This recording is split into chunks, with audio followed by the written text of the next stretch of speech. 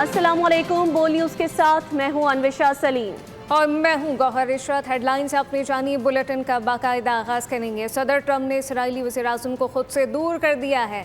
Netanyahu को Iran माहदे की दस्तावेज़ात दिखाने से इनकार किया गया। कहा कि अमेरिका के बगैर इसराइल कुछ भी नहीं है। अमेरिका का कहना है कि ये उनकी कौमी सलामती का एक बहुत हसास और खुफिया मामला है, इसलिए वो ये कागजात किसी को नहीं दिखा सकते। दस्तावेज खुफिया है, मामला हसास है, नेतन्याहू के साथ शेयर नहीं कर सकता। ट्रंप के दो टोक सख्त जवाब ने इसराइली वज़ीर-ए-आज़म का पारा हाई कर दिया। इसराइली मीडिया के मुताबिक इसराइल ने अमेरिका से बाकायदा इल्तिजा की थी कि इन्हें ईरान के साथ होने वाले मुआहदे की तफसीलात और कागजात दिखाई जाएं। अमेरिका ने इसराइल की इस दरख्वास्त को साफ मुस्तरद करते हुए मुआहदा दिखाने से बिल्कुल इनकार कर दिया। जवाब दिया, अमेरिका के बगैर इसराइल कुछ नहीं। ईरान के खिलाफ एक तरफा फैसले मुसल्लत करने का दौर ख़त्म हो चुका है। अमेरिका को अपनी शराइत पर मुज़ाकरात की टेबल पर आने पर मजबूर किया। ईरानी हुकाम ने अब मुआहदे के बाद का शेड्यूल बता दिया है। कहा कि लबनान पर इसराइली हमले बंद होने चाहिए। पहले मफाहिमती यादाश्त पर दस्तखत होंगे, इसी दिन मुज़ाकरात होंगे। पहले मरहले के बाद 2 महीने के अंदर बाकायदा मुज़ाकरात शुरू होंगे। ईरानी वज़ीर ख़ारजा अब्बास अराग़ची ने अमन मुआहदे के बाद का शेड्यूल बता दिया। अराग़ची के मुताबिक मुज़ाकरात में जौहरी मसला और पाबंदियों के खात्मे पर बातचीत शामिल होगी। ईरानी स्पीकर बाकर गालिबाफ के मुताबिक इसराइल को लबनान के मक़बूजा इलाकों से इनखला करना होगा। जनूबी लबनान के शहरियों की अपने घरों को वापसी होनी चाहिए। बरतानवी खबररसा इदारे ने दावा किया कि अमेरिका और ईरान के दरमियान मुजवज़ा मुआहदे में 300 अरब डॉलर का निजी सरमायाकारी फंड भी शामिल है। इब्तदाई तौर पर 150 अरब डॉलर से ज़ायद की सरमायाकारी की यकीन दहानी भी हासिल कर ली गई है। फंड का मकसद ईरान में तवानाई, लॉजिस्टिक्स और मैन्युफैक्चरिंग के शोबों में सरमायाकारी को फ़रोग देना है। मुआहदे पर दस्तखत के बाद ईरान को तेल की फ़रोख्त और बरामदात बहाल करने की इजाज़त मिलने का इम्कान है। खबररसा इदारे के मुताबिक पाबंदियों में रियायत बैंकारी, ट्रांसपोर्ट और इंश्योरेंस खदमात पर भी लागू होगी।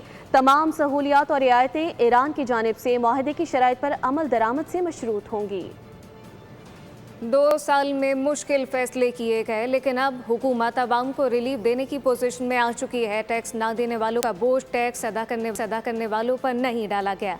वफाकी वज़ीर इत्तलात अताउल्लाह तारर की वफाकी बजट पर ऑनलाइन ब्रीफिंग। कहा कि मुश्किल हालात के बावजूद रिलीफ पर मबनी बजट बनाया गया है। तनख्वाहदार तबके, सनअत व एक्सपोर्टर को खुसूसी तौर पर रिलीफ दिया गया। सुपर टैक्स और एडवांस टैक्स ख़त्म कर दिया गया। मुखालफिन भी बजट की तारीफ कर रहे हैं।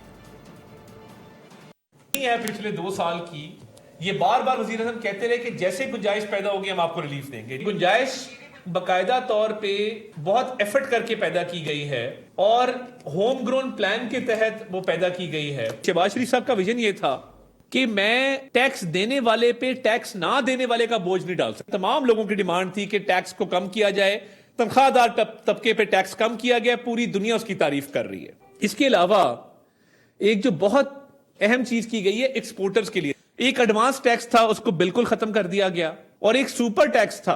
वज़ीर आज़म ने कहा तमाम एक्सपोर्टर्स का सुपर टैक्स आज से खत्म है। सुपर टैक्स भी खत्म, एडवांस टैक्स भी खत्म। तनख्वाहदार तबका, इंडस्ट्री, एक्सपोर्टर्स सबको फायदा दिया गया है इस बजट के अंदर। इसीलिए मुखालफीन भी तारीफ कर रहे हैं। ये पॉजिटिव बजट है, रिलीफ का बजट है और ये अब तरक्की और खुशहाली का आगाज हो चुका। सिंध असम्बली में बजट इजलास आज होगा। असम्बली के तरफ सिक्योरिटी के सख्त तरीन इंतजाम कर दिए गए हैं। क्लर्क एसोसिएशन की जानिब से एहतजाज की कॉल के बाद पुलिस ने कंटेनर्स लगाकर रास्तों को बंद करना शुरू कर दिया है। गवर्नर हाउस के करीब से रिपोर्ट कर रहे हैं मोहम्मद काशान। जी काशान, तफसीलन आगाह कीजिएगा। जिस वक्त गवर्नर हाउस के करीब से आपको रिपोर्ट कर रहा हूँ, आज सिंध असम्बली में जो है बजट सेशन भी है, जबकि मुमकिन एहतियात के पेश नज़र रेड जोन को जो सिक्योरिटी सेट कर दी गई है। इस वक्त कैमरामैन आपको मनाजिर दिखाएंगे कि आर्ट्स काउंसिल से गवर्नर हाउस जाने वाला रोड जो है वो कंटेनर लगा के मुकम्मल तौर पर सील कर दिया गया है। पुलिस की भारी नफरी यहाँ पर तैनात कर दी गई है। पुलिस हुकाम का ये बताना है कि मुमकिन एहतियात के पेश नज़र जो है वो रेड जोन को जो है वो सील किया जा रहा है, जबकि दीन मोहम्मद वफाई रोड जो है उसको भी अब तक कुछ देर में जो है मुकम्मल तौर पर सील कर दिया जाएगा। और पुलिस का ये बताना है कि ऑल पाकिस्तान क्लर्क एसोसिएशन की जानिब से ये एहतजाज किया जा रहा है, जबकि दूसरी जानिब FTC के मकाम पर भी वाटर कैनन पहुंचा दिए गए हैं और गवर्नर हाउस के करीब, वज़ीर आला हाउस के करीब और प्रेस क्लब के तरफ के जो इलाके हैं यहाँ पर पुलिस की भारी नफरी तैनात कर दी गई है। जी काशान, बहुत शुक्रिया। अब ये जानिए कि बलूचिस्तान का 1100 अरब से ज़ायद का बजट आज पेश किया जाएगा। सूबाई वज़ीर ख़जाना मीर शुएब नौशरबानी बजट बलूचिस्तान असम्बली इजलास में पेश करेंगे। तरक्याती अखराजात का हजम 250 अरब से 300 अरब होने का इम्कान है। शोबा तालीम के लिए 160 अरब से ज़ायद और शोबा सेहत के लिए 85 अरब रुपए से ज़ायद की रकम मुतवक्के है। अमन व अमान के शोबे के लिए 100 अरब रुपए से ज़ायद मुख्तस किए जाने का इम्कान जाहिर किया जा रहा है, जबकि ज़राए के मुताबिक आइंदा माली साल बजट भी सरप्लस होने की तवक्को है। बजट में तालीम, सेहत, पानी के शोबों को तरजीह दी जा रही है। सरकारी मुलाजमीन की तनख्वाहों, पेंशन में इजाफा मुतवक्के है। मुल्की करंट अकाउंट में नुमाया बेहतरी, खसारे से निकलकर सरप्लस में आ गया। मई में करंट अकाउंट खाता 45 crore note 90 lakh dollar surplus record किया गया। स्टेट बैंक के मुताबिक पाकिस्तान ने मई में 5 अरब 60 करोड़ डॉलर का माल दुनिया से खरीदा, जबकि 2 अरब 30 करोड़ अरब का माल बेचा है। मई का तिजारती खसारा 3 अरब 30 करोड़ अरब डॉलर रहा। 11 माह में इंपोर्ट 54 अरब डॉलर और एक्सपोर्ट्स 29 अरब डॉलर रही। इस मुद्दत में तिजारती खसारा 24 अरब 30 करोड़ डॉलर रिकॉर्ड किया गया। मई में 4 अरब 20 करोड़ डॉलर की तरसीलात ज़र मौसूल हुई। 11 माह में तरसीलात ज़र 38 अरब डॉलर रिकॉर्ड हुई। नाज़रीन, हुकूमती कोशिशें रंग लाने लगी हैं। मई में मुल्की बरामदात माहाना बुनियाद पर 9% और सालाना बुनियाद पर 1% इजाफे से 2 अरब 70 करोड़ डॉलर तक पहुँच चुकी हैं। इस दौरान टेक्सटाइल बरामदात 1 अरब 64 करोड़ डॉलर रहीं, जो सालाना 7% और माहाना 11% जायद हैं। रवा माली साल के पहले 11 माह में बरामदात 27 अरब 90 करोड़ डॉलर रहीं, जो गुज़िश्ता साल के मुकाबले में 6% कम है। इस दौरान मजमूई दरामदात 62 अरब 90 करोड़ डॉलर तक पहुंच गई, जो सालाना बुनियाद पर 6% ज़्यादा है। इस मुद्दत में टेक्सटाइल बरामदात 16 अरब 67 करोड़ अरब डॉलर रहीं, जो गुज़िश्ता माली साल के मुकाबले में तकरीबन 2% ज़ायद हैं। सोलर पैनल इस्तेमाल करने वालों के लिए अच्छी खबर, हुकूमत ने मुल्क में ही सोलर पैनल्स और बैटरियां बनाने का बड़ा फैसला कर लिया है, जिससे दरामदात पर इन्हिसार ख़त्म होगा। वज़ीर आज़म के मुआविन ख़ुसूसी बराए सनअत व पैदावार हारून अख्तर खान ने इंकशाफ किया है कि इस नई पॉलिसी का बुनियादी हदफ मुल्क को सोलर पैनल्स की सिर्फ असम्बलिंग से निकाल कर मुकम्मल मैन्युफैक्चरिंग और मकामी सतह पर तैयारी की तरफ मुंतकिल करना है। इस अहम कदम से पैदावारी लागत कम होने से कीमतों में नुमाया कमी आएगी, मकामी पैदावारी सलाहियत बढ़ेगी और तकनीकी जिद्दत को फ़रोग भी मिलेगा। नाजरीन को अपडेट कर रहे हैं, सोलर पैनल इस्तेमाल करने वालों के लिए अच्छी खबर है। में ऐसी चीजें लेके आ रहे हैं जिसके अंदर कॉस्ट ऑफ प्रोडक्शन कम होगी और कॉस्ट ऑफ वॉल्यूम ज्यादा होगी, जिसकी वजह से हम एक्सपोर्ट कंपिटिटिव हो सकते हैं। Battery energy is another revolution. जिस तरह सोलर आया था, बट हम this time we are not going to make a mistake. Solar हमने सारा इंपोर्ट किया था, अब जो बैटरी सोलर के साथ अटैच होगी ताकि शाम को रात को भी आपके पास रिन्यूएबल एनर्जी आए, वो उसकी मैन्युफैक्चरिंग की हम फैसिलिटीज यहां लगा रहे हैं ताकि वो पूरी की पूरी बैटरी ना आए, बल्कि यहां पार्ट्स आए और यहां ना सिर्फ असेंबल हो बल्कि मैन्युफैक्चर भी हो। और अब मार्केट सेंटिमेंट की बात करेंगे। पाकिस्तान स्टॉक एक्सचेंज में कारोबार का आगाज मुस्बत ट्रेडिंग से हुआ है। KSE 100 इंडेक्स 1,81,282 पॉइंट की सतह पर पहुंच गया। इंडेक्स में 8,900 पॉइंट का इजाफा रिकॉर्ड किया गया। सरमायाकारों का एतमाद बहाल होने के बाद मार्केट में खरीदारी का रुझान गालिब रहा। दूसरी जानिब बात करेंगे गिलगित बल्तिस्तान असम्बली के लिए ज़िला द्यामर के 3 हलकों के हतमी सरकारी नताइज जारी कर दिए गए हैं। उनके हवाले से GBA 15 में IPP के हाजी मोहम्मद दिलपजीर, GBA 17 में पीपल्स पार्टी के मोहम्मद नसीम और GBA 18 में नून लीग के मलिक किफ़ायतुल्लाह कामयाब करार पाए। रिटर्निंग अफसरान ने फॉर्म 49 के तहत तीनों हलकों के नताइज का बाज़ाब्ता ऐलान कर दिया, जबकि GBA 16 द्यामर 2 के हवाले से इलेक्शन कमीशन का महफूज फैसला आज मुतवक्के है। बजट से मुतालिक पीपल्स पार्टी के तहफ़्फ़ुज़ात दूर ना हो सके। Chairman People's party Bilawal Bhutto का कहना है कि सागदार से मुलाकात हुई है। बजट से मुताल्लिक उठाए गए एतराज़ात पर हुकूमत से बातचीत जारी है। नायब वज़ीर आज़म इसहाक़ डार की सरबराही में 2 रुकनी हुकूमती वफ़द ने बिलावल भुट्टो जरदारी से इनके चैम्बर में मुलाकात की। बजट के आदाद व शुमार से मुताल्लिक ब्रीफिंग दी गई। गवर्नर KP फैसल करीम कुंडी और पीपल्स पार्टी खैबर पख्तूनख्वा के सदर मोहम्मद अली शाह बादशाह ने चेयरमैन पीपल्स पार्टी से मुलाकात की है। बिलावल भुट्टो ने खैबर पख्तूनख्वा में गंदम की किल्लत के बहरान पर इज़हार तशवीश किया और गवर्नर को खैबर पख्तूनख्वा का मुकदमा तमाम सियासी जमातों को साथ लेकर लड़ने की वाज़ेह हिदायत की हैं।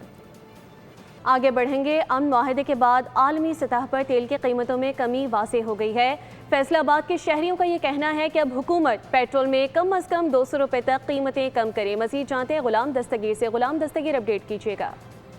जी बिल्कुल, अमेरिका ईरान मुआहदे के बाद आलमी तौर पर तेल की कीमतों में कमी वाक़या हुई है, जिसके बाद शहरियों ने भी, सार्फिन ने मुतालबा किया है कि अगर आलमी तौर पर कीमतें कम हुई हैं तो पाकिस्तान में भी कीमतों में कमी वाक़या होनी चाहिए।